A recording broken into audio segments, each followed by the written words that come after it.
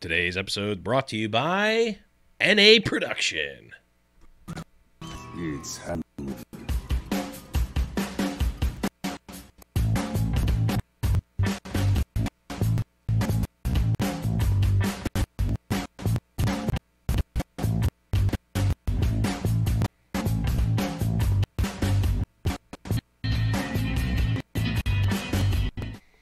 Hello, everyone, and welcome to High Noon Podcast, the competitive Overwatch podcast. I'm your host, The Blevins. With me, as always, is Deathblow. What's up, buddy? Not too much, man. How are you? I am doing well, playing a lot of Smash Bros. Smash Bros, Artifact, getting ready for Christmas. Yeah. All the things are going on right now. But we're also getting very squarely back into Overwatch League mode. We had the Watch Point preview episode for the season get started. We're kicking off our kind of preview content here as well this week, because we're going to be going through the first four teams in the Atlantic Division, previewing them and discussing positional battles. So very, very excited about that. Yes. And in that vein, we've got a lot to cover, so let's jump right into it. First things first, of course, make sure you check out Blackwatch Report. They had a great interview with Gods this week. Make sure to check them out. They have their own podcast feed on all the great podcast platforms, all that good stuff. Make sure to check out Blackwatch Report. And let's move right in to a very, very good segment this week.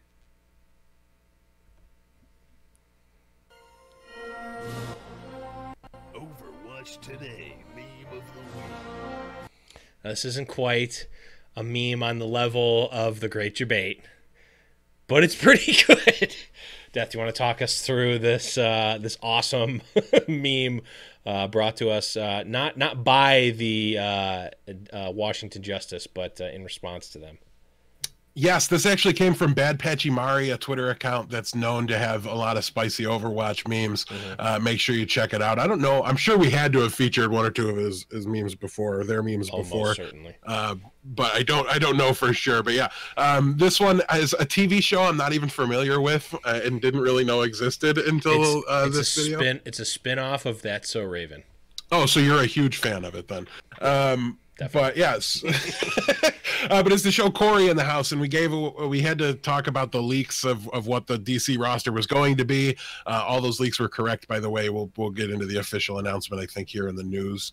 Nope. We're just DC roster confirmed. That's what we're going to be saying. That is what we're saying. And Corey was one of those players, and so this was like they edited Corey's head into the thing. There's also other like Jonax in it. Like there's other Overwatch League cameos.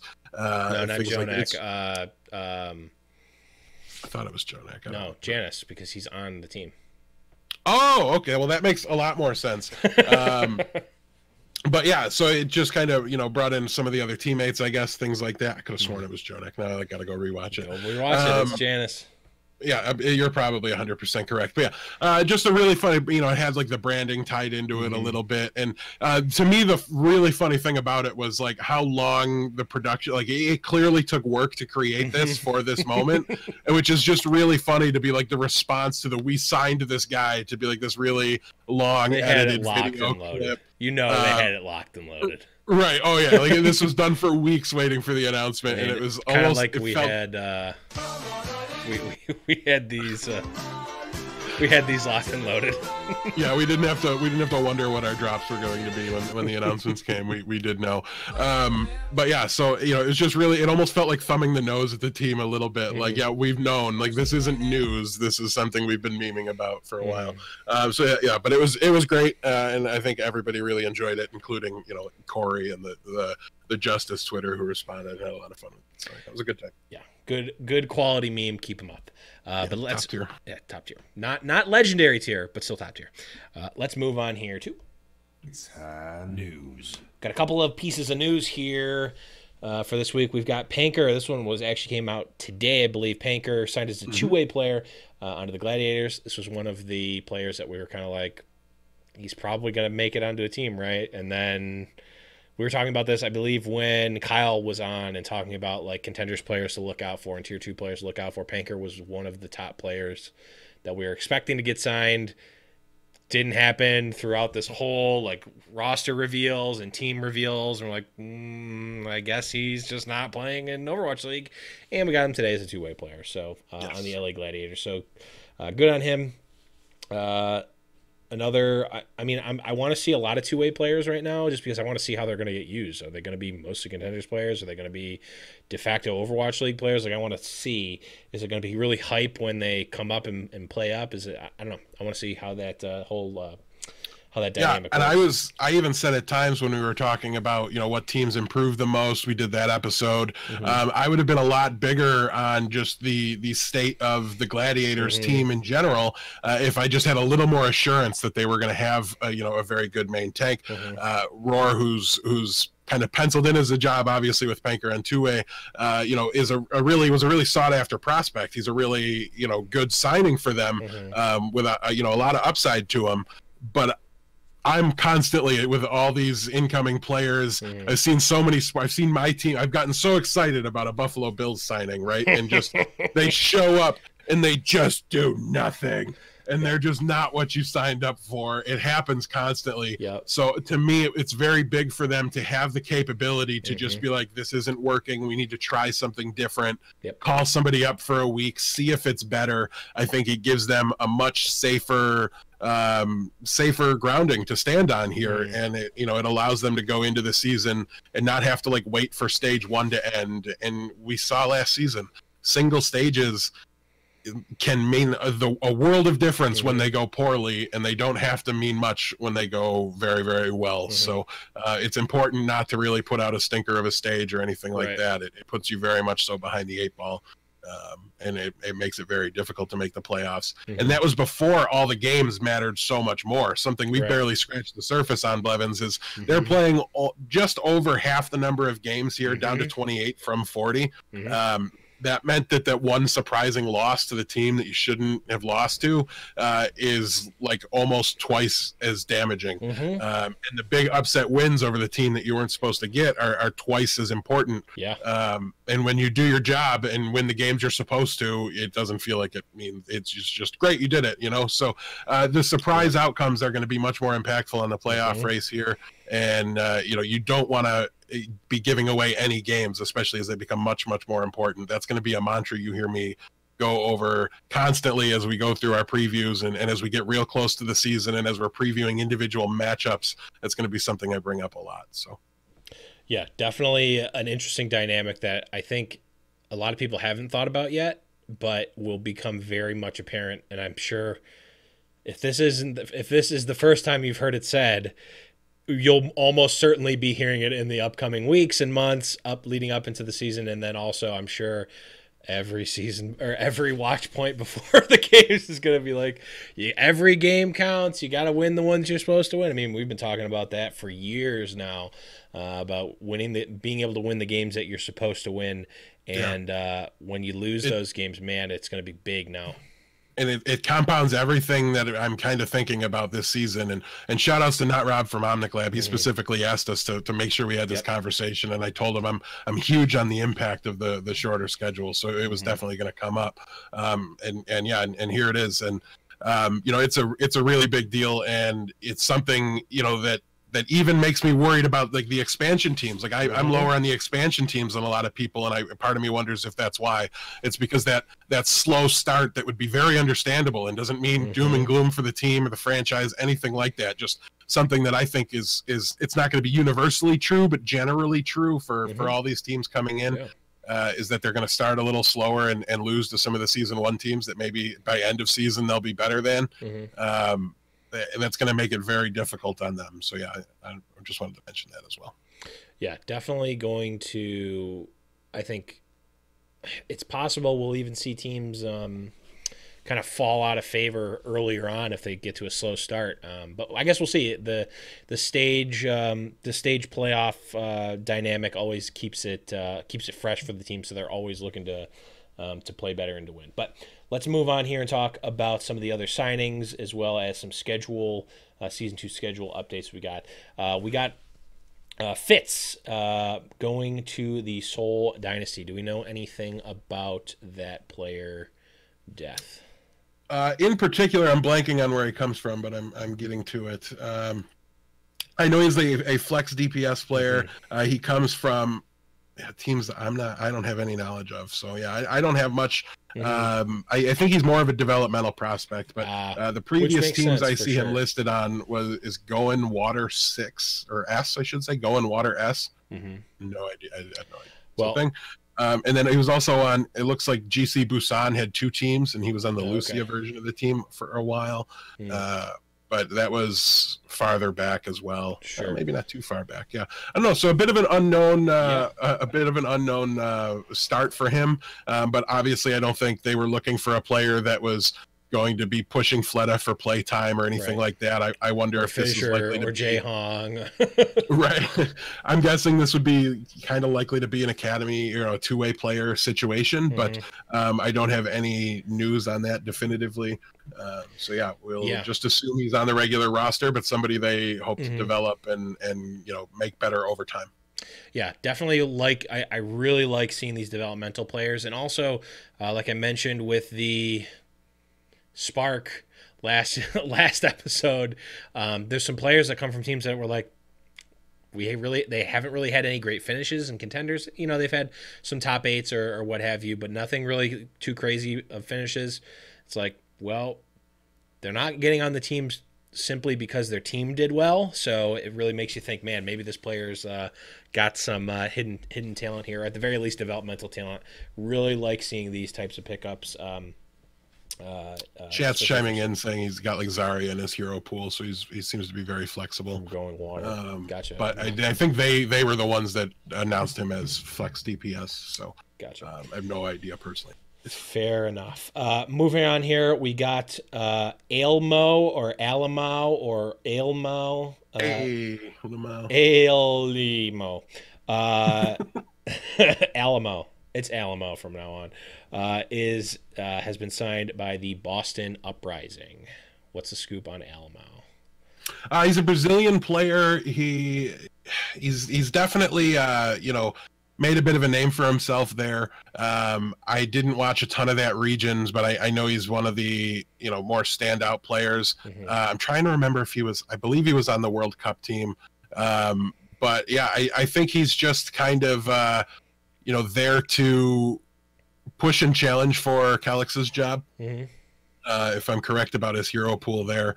So yeah, I'm thinking he's, not necessarily somebody that I think has to start, but I think he has a good chance given Calix was inconsistent at times last season. I think it's definitely a spot on the roster. They can improve. But yeah, the big question with him is how you're supposed to say his name.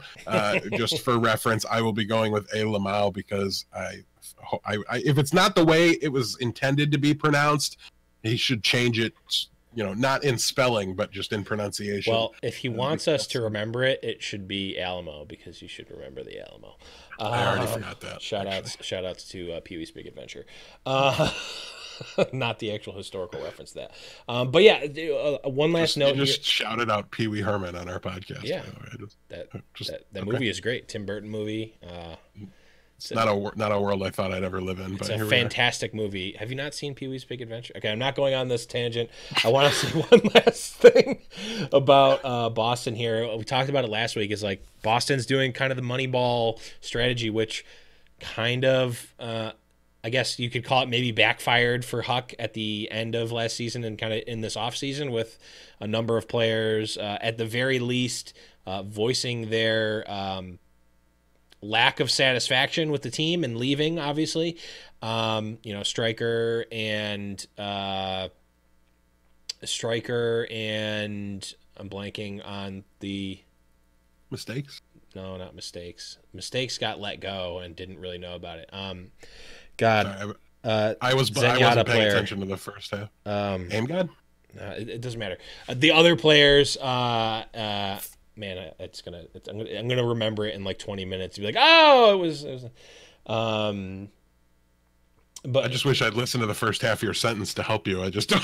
Players that left Boston, they were voicing their lack of satisfaction with Boston and the management of the team. But from our perspective as viewers, and even as if you're a fan of Boston, I feel like this is a good thing because it creates that kind of internal competition. They're bringing in players. They're bringing in players who aren't necessarily, top tier players, but they're developing them kind of like they did before season 1. Boston was by almost all accords the worst team in the league, and they, at many, many points of the season, were absolutely not the worst team in the league. And in stage 2, 3, no, stage 2, stage 2, stage 3. Okay, I'm real Alzheimer's right now. Stage 3, they were, at least during the regular part of the stage, the best team in the league. So Neko, yes, thank you, Bujin. I was gonna say Kalios, but no, it wasn't Kalios. Both of them were vocal anyway. It was Neko that I was thinking of.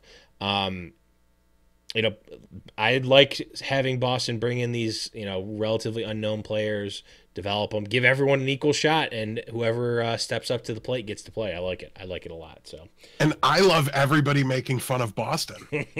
So we both win. Everybody wins. We already talked. We'll be deep diving Boston today. We will be talking about them in a little bit. The DC roster, like we said, was confirmed. Everything we talked about last week was true. Last piece of news here is that we got a couple of changes to the season 2 schedule, courtesy of Watchpoint. We've got the teams are playing 28 matches in the regular season. We kind of already alluded to that. Again, a little bit over half of what they were in season 1. We'll be harking back to the impact of that essentially the entire season here. We've got new start times. Thursday, Friday start times are at 4, 5:37, and 8:30 respectively. Pacific time, that is. Saturday, Sunday games start at noon, 1:33 and 4:30 Pacific. The All-Star game will be played after stage 2. Love this. The whole lame duck after the grand finals, the biggest spectacle thing ever, was kind of, I don't want to say lackluster because it was a fun event, but it's you had the party, you had the climax of the story, just have it be done there. You don't need to come back and do another thing, unless you make it really, really over the top goofy, which I think they did a relatively good job of that, but if you want it to be more like an all-star game that's taken at least a little bit seriously, let's do it at a point in time when we're we need to break the tension. We don't need to have the biggest moment ever and have everyone do their congratulations and be done with it and then come back and do another thing. So the timing of that makes a lot of sense. And we don't have a ton of the details on it yet, but we're getting a couple of road games this season. So I don't know if it was announced or talked about or if we're just theorizing. It's probably going to be exactly the same sort of format as the regular games in LA, except they'll be played somewhere else. So maybe, hopefully, we'll get a couple of East Coast games. If they're within driving distance of us, we will certainly be there. And if not, maybe we'll fly. I don't know. We'll see. Anywhere even remotely close to us that we can justify going to, we will be going to. And it'll probably be a lot better of a place to do a fan meetup or something like that. Yeah. So any we can get to, we'll make the time. We'll make sure we're posting up at a bar somewhere, and anybody local or anybody going to the game can meet up with us. Yeah, gonna be good. Maybe we'll get another. Maybe we'll do another party like we did before. But cool to hear. We don't know any details on it, but it will be awesome if we get some relatively close ones. At least East Coast. Give us something East Coast that's not super south, not Florida, but other main East Coast places. I'm figuring it's going to work out 4 stages, so 1 per stage, and I'm guessing they're going to hit each corner. That's going to well, they don't need to worry about LA area or the Southwest, but I'm guessing there's going to be a Northwest, a Northeast, and a probably a Texas or something like that would make sense to be in the new Dallas arena is one I'm thinking of. But yeah, maybe they go there and then they do go, Southeast in Florida somewhere, something like that. Yeah, and then up to DC or maybe even a little bit higher up into Buffalo. DC, Philly. They could go back to New York. Yeah, any of those places would be cool.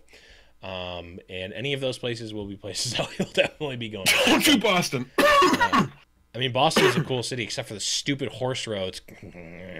Also the city and the people.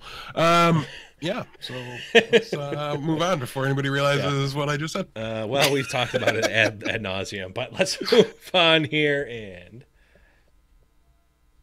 Press the button. I pressed the button. Come on, drop. Oh, let's break it. Yeah! Let's talk about some teams in the Atlantic Division. Doing some team previews here. Let's start it off with I don't even know if we have any specific opinions on this team, but we're starting off with the Atlanta Reign, who of course their roster is Defran, Erster, Nalar, Dako, Gator is a two-way player, Pakpo, Kodak, and Maza. Yeah, so when we look at this and we try to identify any of the position battles that they might have, the Gator two-way designation and the fact that he's currently playing, I believe, on their academy team, kind of really makes this a one-sided conversation for what the position battles are likely to be, and that's just DPS. Odds are it's going to work out to be a bit of a timeshare. I have no clue how this team would adapt their players to fit a GOATS meta. I don't have a ton of familiarity with all of them, and I think there's a good amount of wide hero pools here where they could go about it multiple different ways. Notably, they have the main tank from GOATS on their academy team. That's Gator. So that could really help them. He's an academy player, but he can still sit in on meetings and watch VODs with the tank and make sure that Pakpo is exactly where he needs to be. But Pakpo's a very good prospect, so it should be a pretty good transition for them. So when we look at the DPS play here, I have to think they're likely, or at least this is how I would handle it. I would have Defran learning specific niche roles.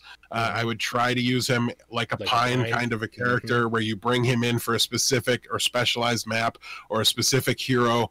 Let him focus his time and his considerable mechanical skill to very specific tasks and situations. That's how I think you can put him in a situation to succeed. That's how I don't think you overwhelm him and stress him out and make him want to quit. And, so I think they... you just overplay him and make him put the whole team on his shoulders and make him perform.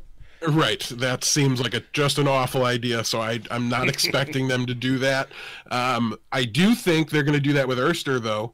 I think he's got a pretty good shot to be one of the better top-tier DPS players in the league. I won't be surprised at all if we're talking about him in that way. But how soon does that happen is really kind of the question for this team. He's been playing in the Chinese region for a while, but they're winning everything over there. He's been with Lucky, Future Zenith, and Ardiant. The level of play is going to be higher in the Overwatch League, but I think he's going to be able to adapt and he's going to be just fine.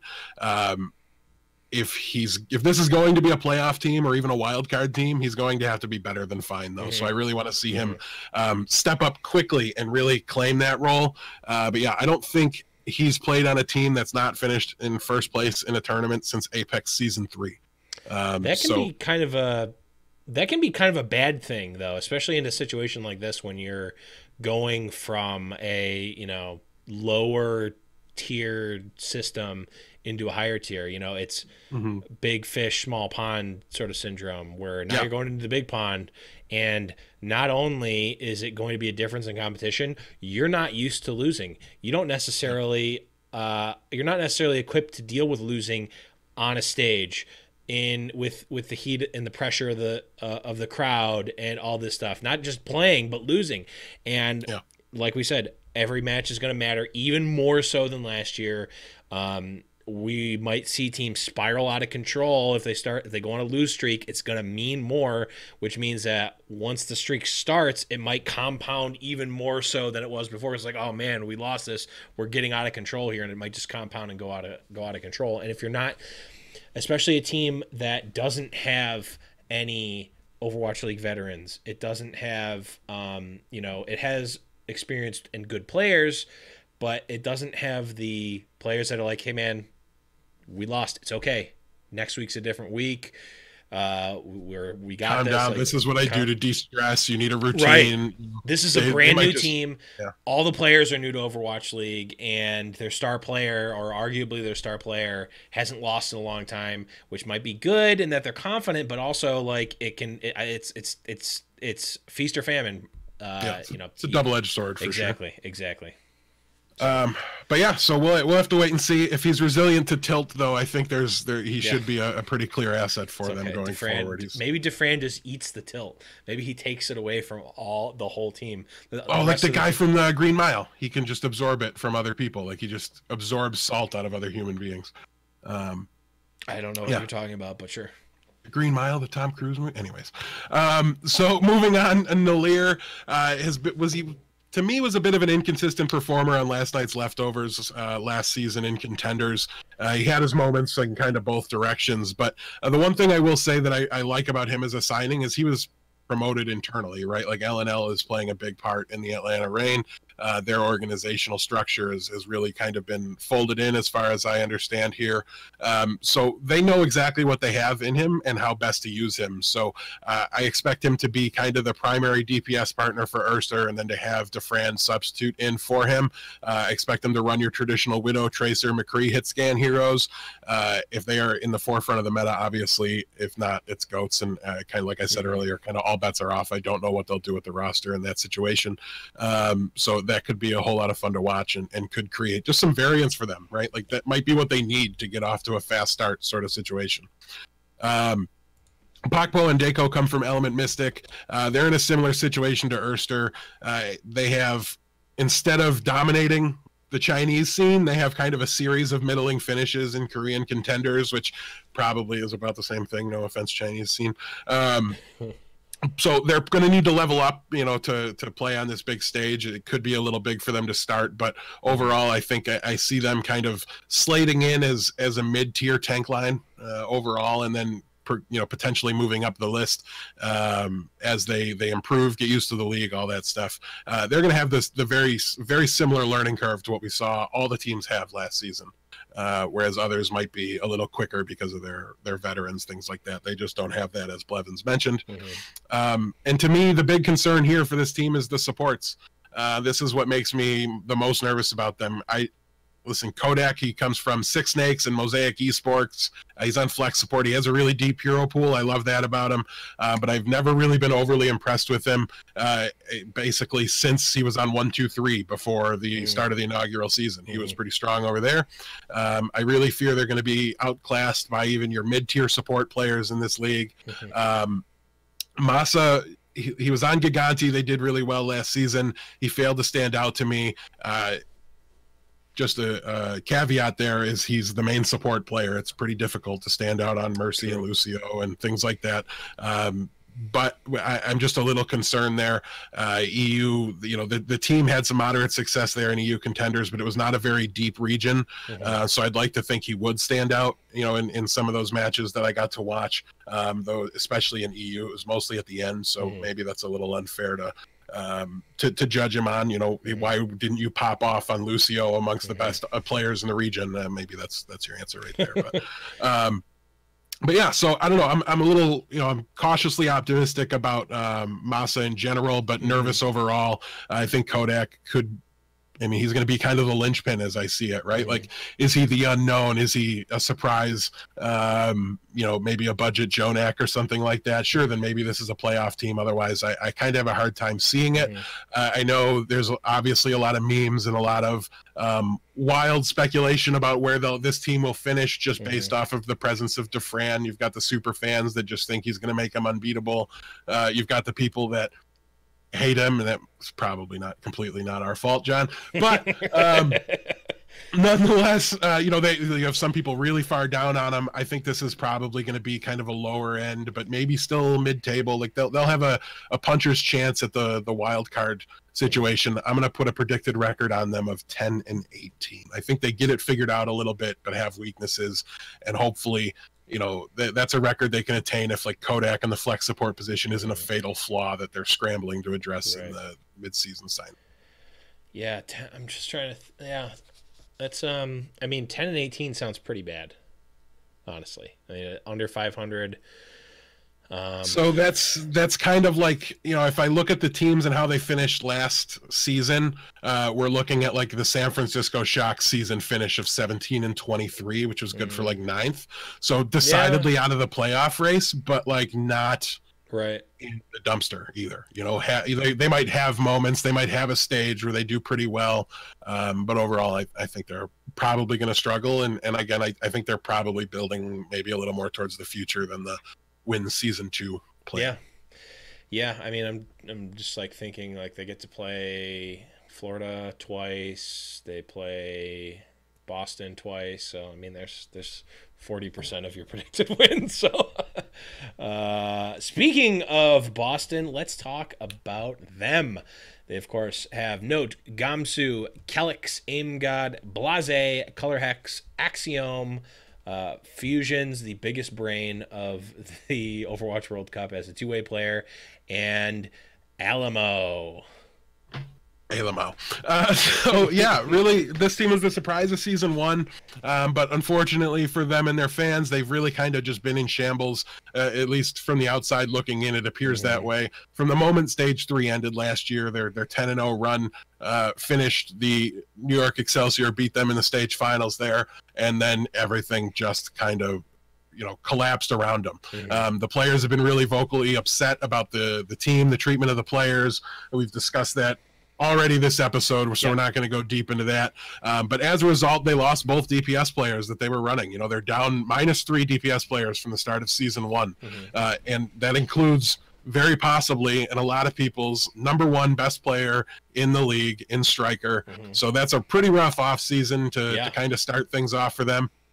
In addition, their tank and their support lines lost all their depth. So they no longer have Kalios, they no longer have Neko. They cut a lot of those guys, which doesn't have to be a problem. But they essentially, it's just strange. They lost Dream Casper in season 1. They didn't skip a beat. They go undefeated just because the meta fit perfectly with what was left.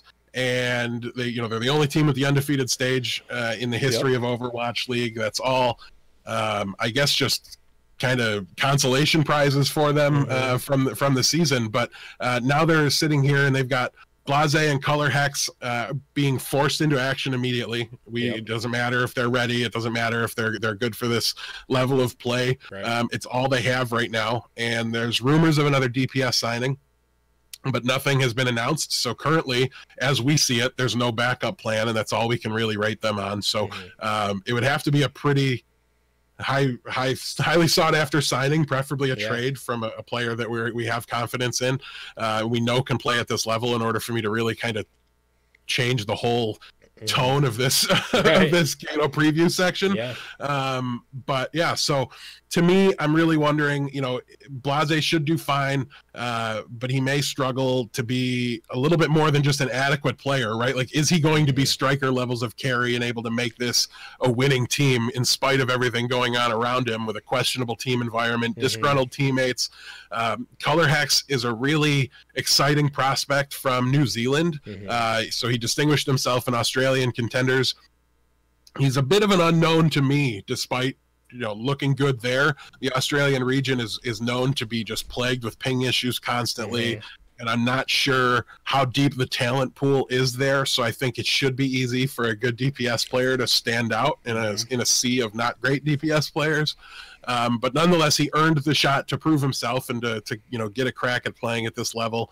But as far as my confidence goes, jumping from Australian contenders to starting DPS player in the Overwatch League feels like a pretty sizable step up here. So there's a good chance that maybe he can't hack it, just starts really slow. It takes a while to come into his own. That's all stuff that I'm going to really be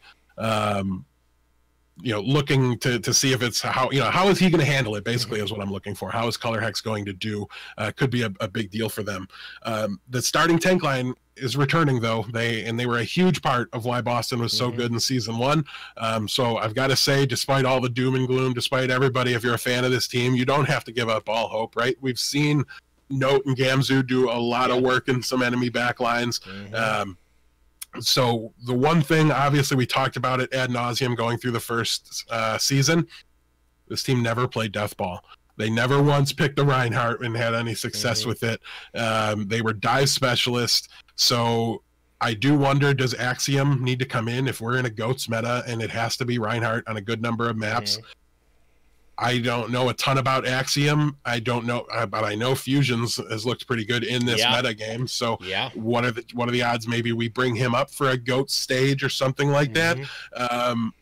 I don't normally subscribe to the, well, let's just have three main tanks on our roster philosophy. But if Gamzu can't play the Reinhardt, then this is maybe a team that needs to have 3 on the roster. So might not be all bad news there, despite at first glance looking at it and going, oh, this doesn't make any sense. But when I really started to think about it, maybe there was a little method to the madness there. So on the support line, we've got Aim God. And it didn't matter if it was him or Neko, they were the statistical equivalents. But like we alluded to earlier, Alamau joining this team could threaten Kelix's job. So I think that's a really big, important position battle that I'm keeping an eye on. How quickly can he integrate into this roster? Does he flinch under the bright lights? Main support to me has to be consistent. You know, I talked about players in main support not standing out to me before. Sometimes that's fine on that particular role. Like, don't stand out. They didn't do bad, right? It means you didn't blow it either, right? Which can be all you need from a main support. So if we can get kind of that from him, and maybe a little less vulnerable or a little, fewer deaths than Kelix had, maybe he's able to take over that job as well. It's going to be really interesting to see, but not at all excited to see that work for them, but hopefully, hopefully for their fans' sake. I guess what I'm really trying to get at with this team is you're going to hear a lot of doom and gloom predicted for them, but I don't think it has to go that way. Right. It was predicted that way last season, and it could easily work out that they're a mid-table team. I don't see them being as good as they were last season. You don't get rid of Stryker and pay nothing. Right. But could this be a wild card team? Yeah, I think there's a good possibility that that's the case. It's going to depend a lot on the metagame and how they integrate the new players. But I do think it's within the realm of possibility. Because they're a returning team, Blevins, we also have some map win percentages that we can look at. Yes, let's take a look at those. So on Assault, we had 70% win rate for Boston, notably with a 10-1-0 and a 10-1-1 record on Temple of Anubis and Volskaya, respectively. So huge. 70% win rate on a game type. Definitely nothing to sneeze at here. On Control, they had close but not quite as good 62% win rate, notably a 12-2 record on Ilios, 12-4 on Oasis. And then on Hybrid and Escort, actually, they're both just shy of 50% win rate at 47%. So really kind of shifted pretty heavily in the Assault and Control game modes, and not so much with Hybrid and Escort. Yeah, which to me makes a lot of sense when you look at the strengths of this team. Dive lives on Control, right? So it makes a lot of sense that they would be very, very good there. Teams that struggle with Dive should be one of their worst game modes. And we talked a lot as the season went on, and it was a big part of their undefeated stage, just how many map 5 matches they won, right? Like they were a team that lived in the 5th map. Their win rate on it was phenomenal, and people did studies and ran the numbers on it, and like looked at what would happen if draws were allowed in Overwatch League and they stopped after the 4th map and didn't play the tiebreaker. What would have happened? And what basically would have happened is you would have flipped Houston and Boston in the playoff standings, and Boston would have gone from like the 3rd or the 4th seed or whatever it was to not in the playoffs, and Houston would have jumped up tremendously. So it's a very important game mode to be very good at is Control, and that's a big part of my question marks with this team is how did I word it in the notes? How is this team going to be as dominant on Koth without the best tracer in the world? They won't be. How is this team going to win as many map 5 matches without being dominant in the tiebreakers game mode? They won't. So it doesn't mean it's going to be a dreadful season. It doesn't mean they're doomed, can't make the playoffs, but it matters, how much are they getting, right? They didn't just lose Stryker. They gained somebody else in response. So what's the difference there? Right. Can Huck continue to get his players to constantly overperform from expectations? If that's the case, then it's, we talked about going into the last season. If they were a playoff team, we needed to just basically admit Huck was a genius, right? Because nobody saw it coming and nobody liked the roster. It didn't make any sense to us. He turned them into a playoff team. Now nobody likes their roster, and what they're doing doesn't make sense to us. And There's a parallel, and now this time it doesn't seem to be in their control, right? The players want out. That's the big difference here. But we can't just write them off and say it's not going to happen for this team. Trust me, if I could, I would be the first one to jump up and do it as soon as humanly possible. And when they start losing, if they start losing, I'll jump up and down all over them constantly. Yeah. Just wait and see. But I'm not going to predict it and just act like it's an absolute lock to happen. We've seen there are positives about this team. There are positives about the organization, just not the ownership. So predicted record. Yeah. Last season, 26-14 predicted record. I'm going to give them 12-16. So I am going to not give them the benefit of the doubt. It's so hard to just pick them to be a playoff team after losing Stryker, but I have to admit it's in the range of possible outcomes here. Yeah, it's man, if we didn't see season 1 and what they did in season 1 and what the organization did with that season 1 team, we would be saying the same exact stuff that we would have, or that we were saying before season 1. Like, this team looks lackluster.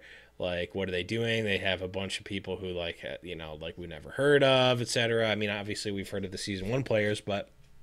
And now they have centerpieces. Like, Note is legitimately a ridiculous diva player. Like, he's just out of this world. We know Gamzu's the same way on Winston. We've never seen it on Reinhardt. But they have centerpieces to build around. So I have to treat it like it's possible. But it's like, man, you can't... It would be... Man, honestly, there are a lot of storylines around this Boston team. If they do even remotely well, it's like, hey, how did we lose unarguably an MVP candidate and MVP caliber player in Stryker and still perform here? Are they going to shift their game plan as a whole team so drastically to not have to rely on Stryker just putting the team on his back and going? Are they going to be able to play other comps now? Are they going to, what are they going to do? That's what I want to see. And even though I don't have the same disdain for Boston that you have, Death, but man, I'm not rooting for them, but I am very interested to see how they come out of the gate with this roster. So, hey, we're far enough away from the season. I think I do a very good job of putting my bias away. It's when we get closer to the action and I can't see it. My fan brain activates. I can't see how Houston could possibly lose. Fan brains are a little are still asleep a little bit. But you're gonna have to keep your fan brain in sleep mode as we talk about this next team, the Dallas Fuel. I just want to point out how emotional this whole group of teams is, right? With Houston being the last team, spoiler alert. It's just like literally my least favorite, the team I hate, the team I meme on, the team that like memed on me by signing DeFran, and then my team. It's just it's too much. It's an emotional roller coaster for sure. I'm sure. Let's see, we'll do New York, Toronto, and then let's see, we'll do the Spark, the team that I wish that my team's colors were, and Runaway. We'll just do Runaway because why not? But before that episode, we'll talk about the Dallas Fuel here, who are bringing back Taimu, Effect, Mickey, Harry Hook, AKM, OGE, Unco, and have the new players of Closer are CK and Zachary. Yes. Dallas. Oh, Dallas. Okay, so it's very difficult to imagine exactly how this roster is going to be utilized. OGE and Unco seem like the two locks to absolutely start. I just don't see alternative options for how, to even consider over them, right? Like, who would you play over them in their roles? Right. After that, it gets murky again. I don't know what's going to happen here anymore. We know the organization, the team, every human being that's ever met the man loves Mickey, and we're not immune to that. But he might have been the best Brigitte in the league for stage 4, but we live in a GOATS world now. The off tank has to play diva. So if he's going to be playing Brig, it's going to be because RCK's in playing diva over him, and then they're benching a DPS player, which could honestly be the best way to utilize their talent in a GOATS meta. I wouldn't be surprised about that, but I don't think a lot of teams, and I don't think this team in particular, they've shown no ability to have the discipline to say, sorry, DPS player, AKM, Taimu, they rotated them. They brought them all in. They've played them all in at times. And it seems like they actively want to do that. So I have a hard time imagining them looking all of them dead in the face this season and being like, you're not playing. So, I don't know exactly how that's all going to work there. But that's the first position battle I'm keeping an eye on is Mickey versus RCK. One of them needs to be the better of the two Zaryas. Divas. I'm leaning towards RCK at the moment. Mickey's Diva really fell off for me throughout the inaugural season. He was one of the OGs. Yeah, and I'm not even big on RCK. Obviously, he comes from Giganti, I believe, and we like that team. I've liked them since the moment they signed like Linkser and Zappos at the same time, and Fraggy was there too. Like those Big Goose and Shaz, like those are literally our guys. Man, so great. I know, right? It feels like an all-star team. But yeah, so I don't know. I really, just kind of automatically root for anybody that puts on that jersey. But I was never a huge fan of RCK. I think he's got a lot of potential, but he didn't quite. I don't know. I didn't get the impression he was ready. I thought there was other better options available.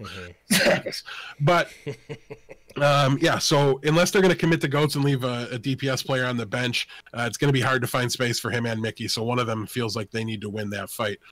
For support, I can't imagine that the Fuel went out and signed Closer not to play him. Right. So I'm guessing Harry Hook's going to be the one on the bench here as far as the support role goes. It'll definitely be interesting to keep an eye on it. We've seen Harry Hook be an elite performer at the position, but it's been a minute, and Harry Hook has a lot of flexibility. So maybe they have some niche role, some like one map scenario they want him practicing for. He can handle just about any role you give him. So we'll have to keep an eye on that, but I'm leaning Closer there for that one. Now the DPS becomes a mess. Going into season 1, the combo that was good. The combo was Taimu and Effect, who have both returned. It's really hard for me to just look at this team, try to figure out the starting lineup, and just put Effect down. It should be the case on mechanical skill alone. That should be the case. But can he? Your best ability is your availability. It's my favorite cliche ever because it's just absolutely 100% true. You're no good to your team if you're not in LA when they're playing their matches. So can he stick around? If he can stick around, he definitely should be and will be the DPS player. So for the sake of conversation, let's assume he is, right? He's their penciled in DPS. He fits into Goats. We know his Zarya is very good. His tracking is out of this world, so we can play that hero at an elite level. So there's no reason to take Effect out of the lineup, so let's say he's in there. Who handles the projectile job? So again, we already talked about Mickey, maybe on Brig if it's Goats, but we don't think they want to do that. So now we've got Taimu, AKM, and Zachary, and traditionally this is going to be for your projectile or your flex DPS player.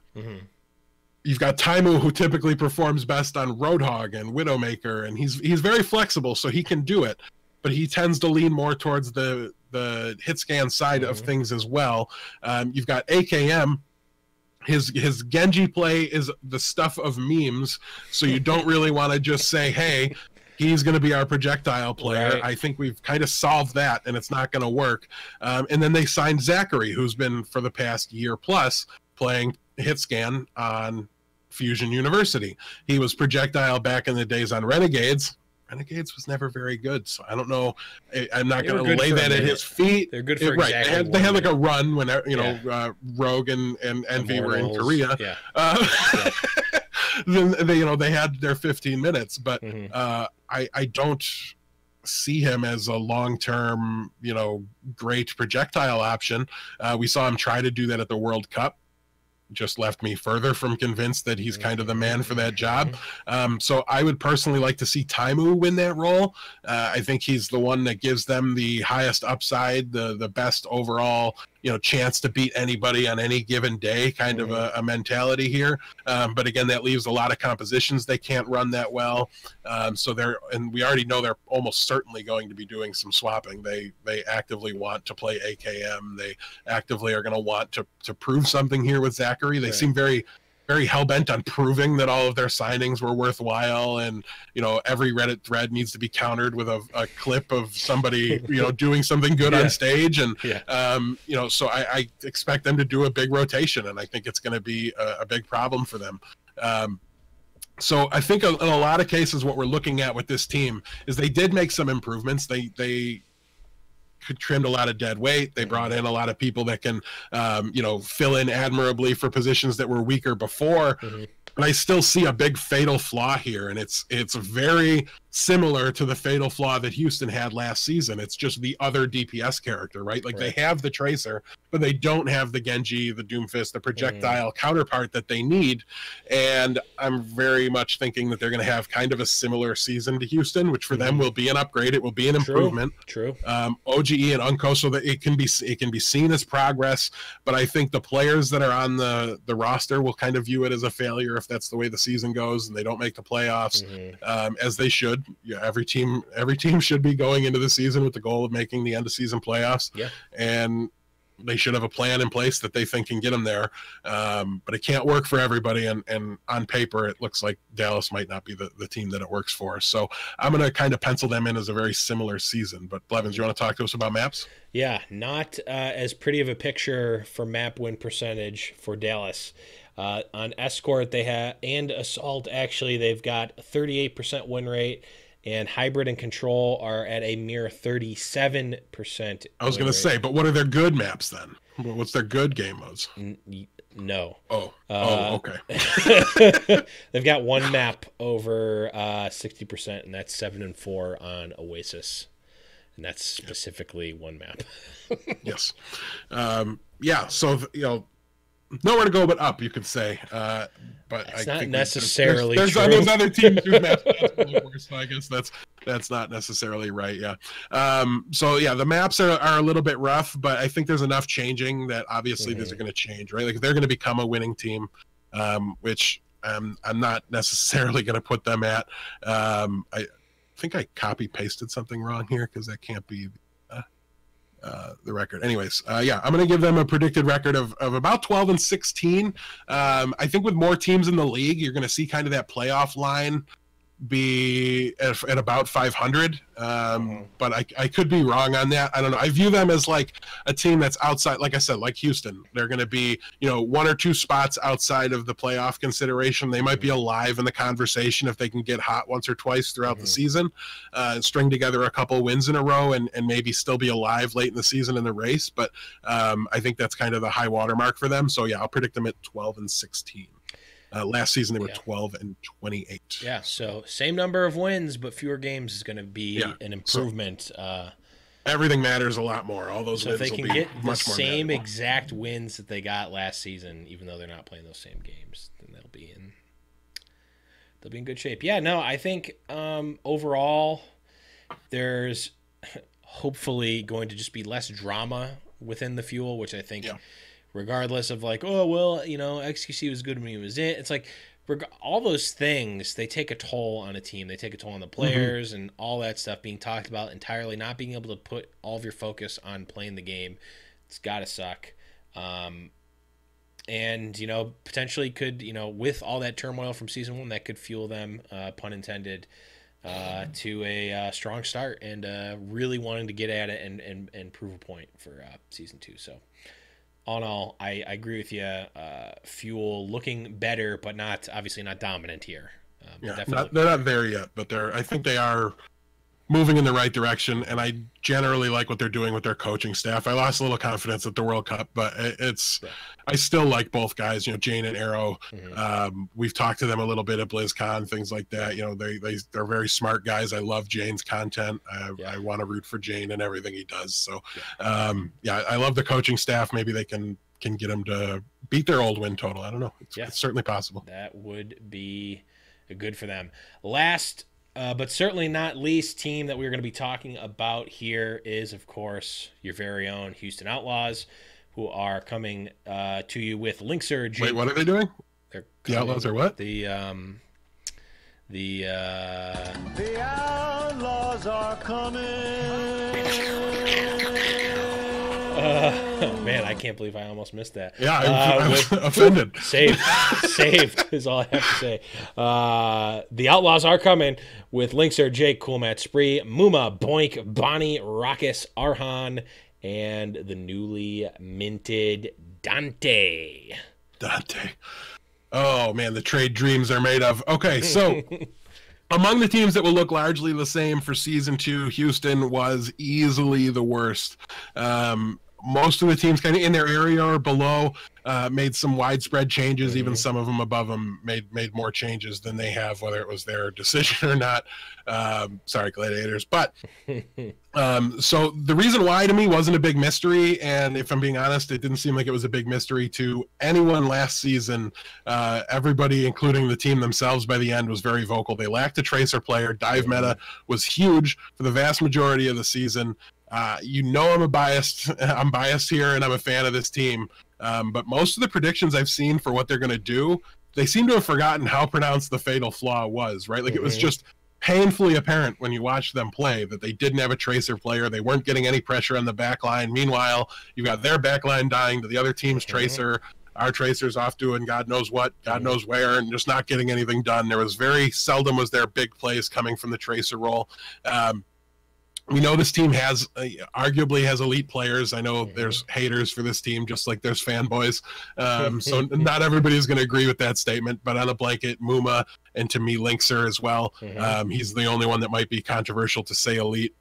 But really, dude, people just they hate this team. I don't understand why. I do. I mean, I kind of get it because of the just love they get, and then got right out of the gate. But at the same time, just like they don't think he can play Genji. They don't think they just ignore how deep his hero pool is because Widowmaker was so good in Season 1.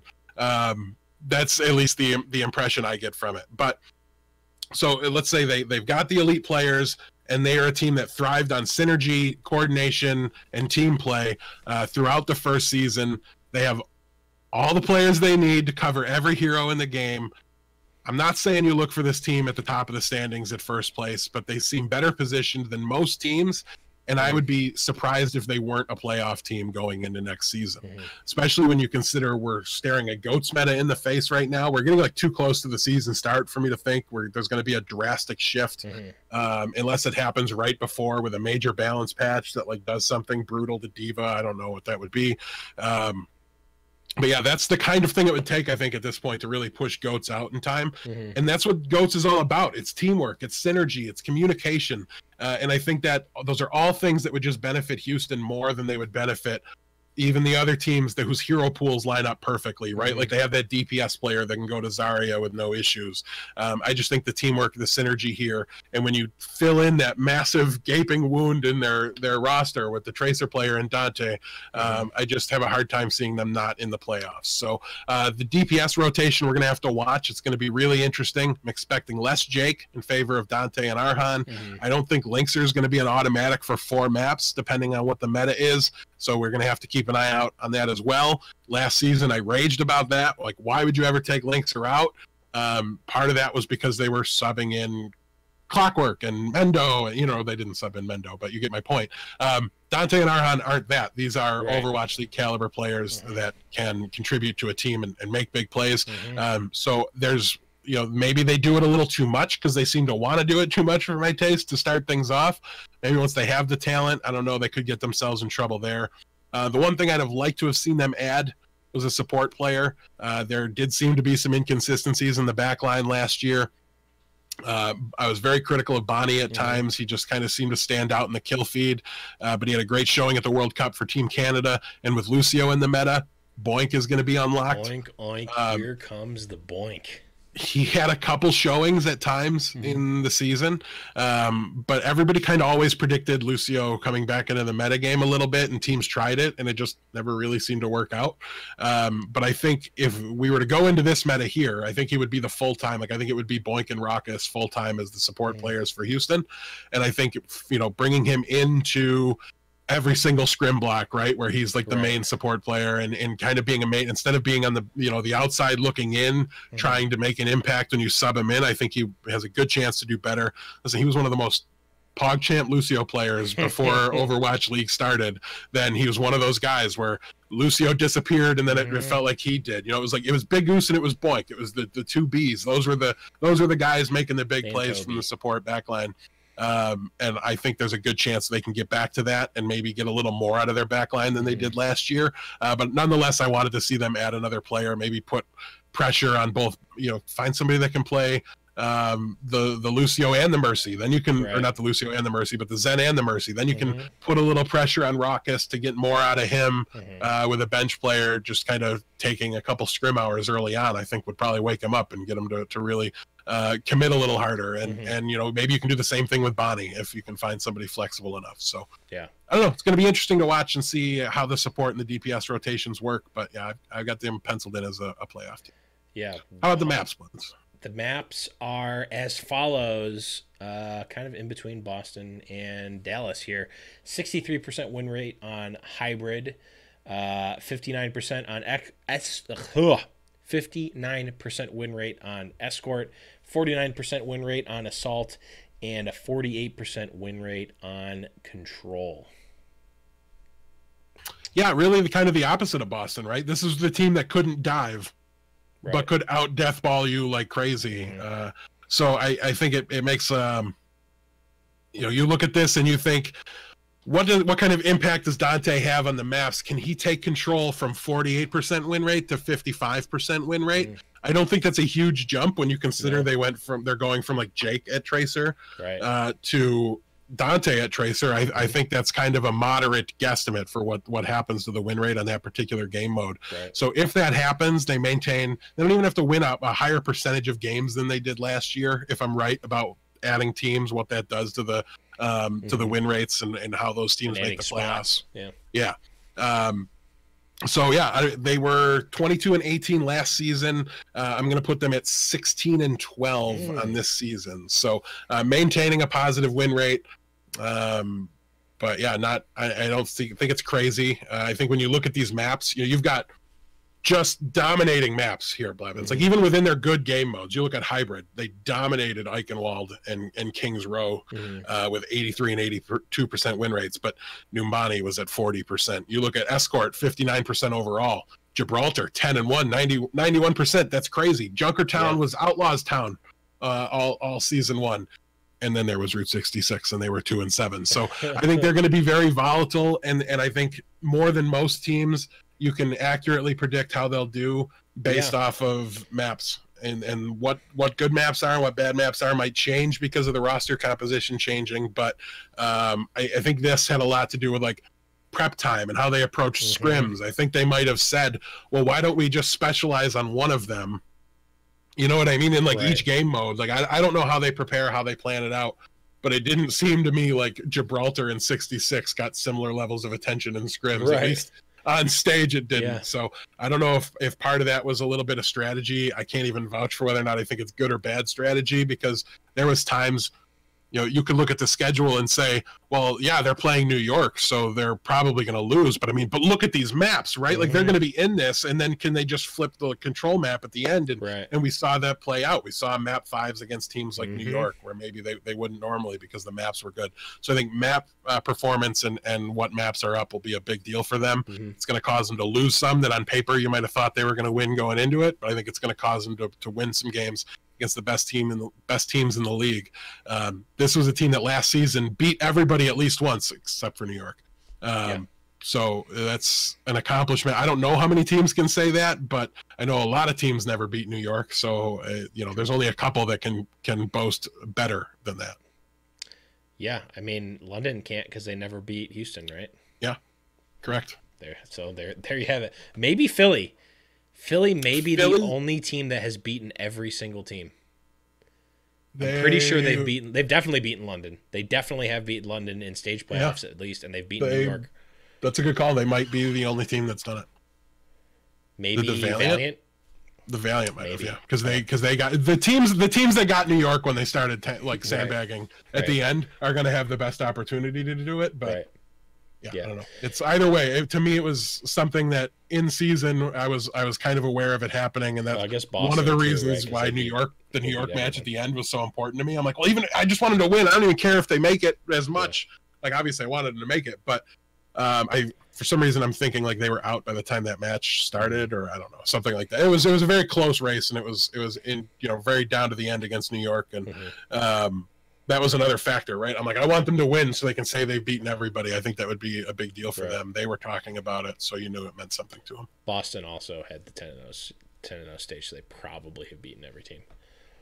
Listen, that's only guaranteed. They didn't beat Boston. Not necessarily. It's not necessarily because there's one team that they don't play, but don't remember who it was, and they probably have beaten them at other times. I know they've beaten New York and London, which are the two ones that they likely wouldn't have beaten. But regardless, last words here on Houston. They seem like there's a couple of, I think we were talking about it before the show. There's I think 3 or maybe 4 teams that from season 1 that look very similar and really just trimmed fat and maybe made a change here or there. Houston is one of them. So I think they're being able to predict their results is much more likely than other teams. Obviously much more likely than expansion teams. Most of what we've seen from Houston is a known quantity, obviously different meta, etc. But what it looks like is Houston stayed very much the same. They kept their core very much the same, and they made a huge upgrade. So it stands to reason that they're going to do, at the very least, slightly better than they did before, which is, I mean, by our calculations, going to be good enough for a playoff spot. I think that's a modest prediction, regardless. If adding a tracer had meant two match wins for Houston in season 1, they'd have been in the playoffs. Yeah. Philly wouldn't have been in, and who knows who would have been playing against London. Man, could have been what it needed to be. But yeah, so that's gonna be it for this episode for the previews. Hope you guys like this. Let us know what you thought. I think it's fun. It's a really interesting, and it's a nice way to give you a little bit of a preview for season 2, as we're still a few months away. Yeah, some of the information's a repeat, but this is meant to be the kind of content we can point to, right? When somebody's asking our thoughts on a team, we can say episode 144, we deep dive what Boston's going to look like this season, stuff like that. So and we now know our apologies if any of it's to. repetitive to you, but hopefully you thought it was valuable, and it's a good, we think basically too, I had the thought, the Watch Point show spurred a lot of people to come back to look to their old Overwatch League content, and it got them into it, right? Yeah. So I think there's going to be a lot of people kind of coming back to us. We'll have coming to out of hibernation. Yeah, we'll have to look at the analytics to confirm next week, but yeah, that's the plan. Yeah. Let us know what you thought. If there's anything that you want to see for the other teams, anything specifically you want us to talk about, let us know on Discord. The link, of course, is going to be in the description of the show, but that is going to be it for the episode here. We'll be talking about more teams next week and the following weeks. And that is going to be it, guys. Make sure to go to highnoonpodcast.com for all of our links and whatnot. Be sure to follow us on all of the awesome podcast channels that you listen to, iTunes, YouTube, Spotify, all that good stuff. We are there.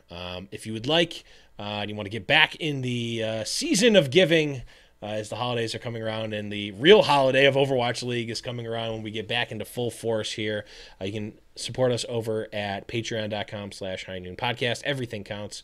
Everything helps us out a ton, especially when we're going to be doing trips, hopefully to at least a road show for season 2, all that good stuff. But that is going to be it for this episode, guys. For Deathblow, I'm Blevins, and remember, it's high noon. Got his boots and he put on his hat. Threw the coin away that same day. It's in his past and he's not looking back. He says, finding mine now, God's my way. He's not good, but he sure ain't bad. He'll make amends for the sins that he has. He says, I'll change the world one bullet at a time. Till I find Pee-wee's Big Adventure might be the greatest movie of all time. Just putting it out there. Just putting it out there.